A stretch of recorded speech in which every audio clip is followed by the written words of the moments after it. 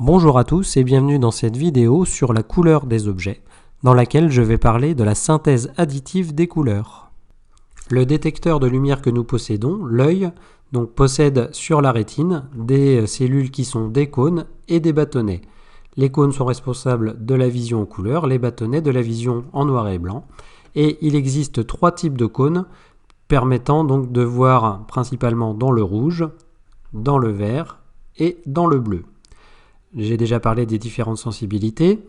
Alors, comment se fait-il que quand nous regardons la lumière du soleil ou la lumière d'une lampe à incandescence, nous la voyons blanche?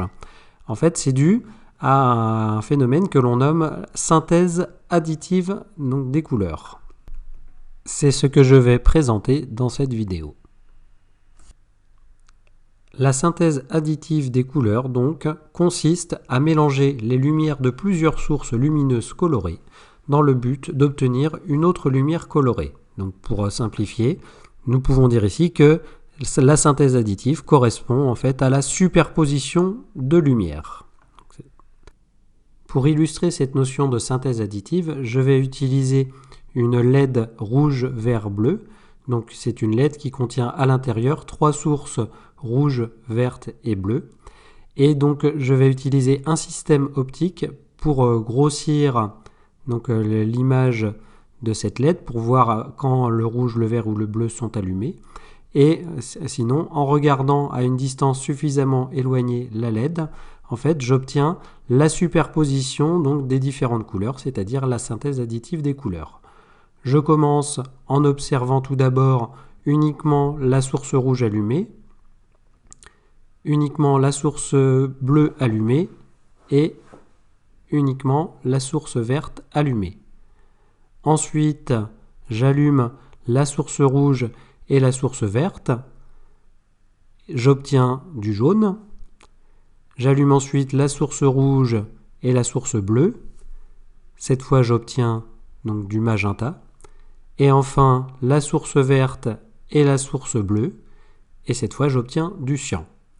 Si mes trois sources de lumière sont allumées, rouge, vert et bleu, dans ce cas-là, j'obtiens de la lumière blanche. Donc, pour récapituler, la synthèse additive des couleurs va utiliser deux types de lumière, ou deux types de couleurs, qui sont les couleurs primaires et secondaires. Les couleurs qui vont permettre de réaliser la synthèse additive qu'on appelle couleurs primaires sont le rouge, le vert et le bleu. Ces trois couleurs, en étant superposées 2 à 2, vont me permettre d'obtenir d'autres couleurs. Et toute la palette peut être obtenue en modulant l'intensité de ces lumières. Mais à intensité identique, en les superposant 2 à 2, on obtient ce qu'on appelle les couleurs secondaires qui sont le cyan, le jaune et le magenta. La superposition des trois couleurs, elle, à intensité égale, me donnera du blanc. Donc je vais récapituler les différentes configurations avec une source de lumière bleue, une source de lumière verte et une source de lumière rouge en les faisant superposer 2 à 2.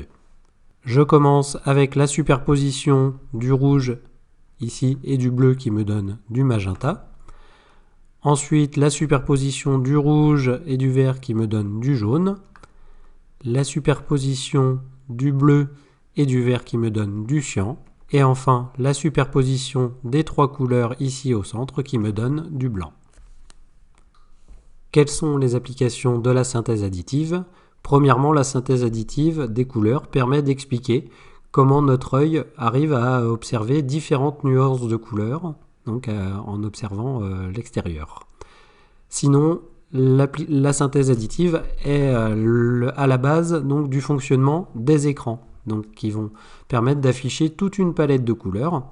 Comment fonctionne un écran ? Tout simplement, en fait, à l'aide de pixels qui vont être constitués de 3 sous-pixels, un sous-pixel rouge, un sous-pixel vert et un sous-pixel bleu. Et en émettant chacun une lumière d'intensité variable, ces différents sous-pixels vont permettre d'obtenir toute une palette de couleurs.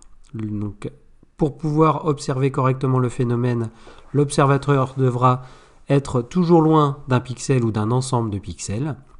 Et ce sera donc la superposition des lumières, des sous-pixels, qui va faire l'objet d'une synthèse additive et donner l'ensemble des couleurs. Par exemple, sur cet écran géant, en regardant à une certaine distance, nous observons distinctement donc l'image qui apparaît sur l'écran en observant les différentes nuances de couleurs. Si on se rapproche, on voit qu'en fait cet écran est constitué de blocs de 3 LED, rouge, vert et bleu, qui sont allumés et qui permettent d'obtenir donc toute une palette de couleurs. Donc c'est le principe utilisé, c'est la synthèse additive des couleurs. Je vais finir cette vidéo en parlant des couleurs complémentaires. Deux couleurs seront dites complémentaires quand la synthèse additive de ces deux couleurs donne du blanc. Et évidemment, il faut qu'elles soient à intensité égale. Si je reprends mes configurations, je vois ici que donc, le rouge et le cyan en se superposant me donnent du blanc. Donc le cyan et le rouge seront des couleurs complémentaires. La même chose avec le magenta et le vert et avec le bleu et le jaune. En général, on préfère utiliser un cercle chromatique qui regroupe donc, les différentes couleurs ici sur ce cercle. En regardant donc, les deux couleurs diamétralement opposées, on voit ici donc, que le vert est avec le magenta. Ce sont donc deux couleurs complémentaires qui, quand on les superpose, donnent du blanc. La même chose avec le jaune et le bleu, et le rouge et le cyan. Ce cercle chromatique est également utilisé donc, pour obtenir la couleur d'une solution, connaissant les radiations absorbées, donc qui utilise cette notion de couleur complémentaire.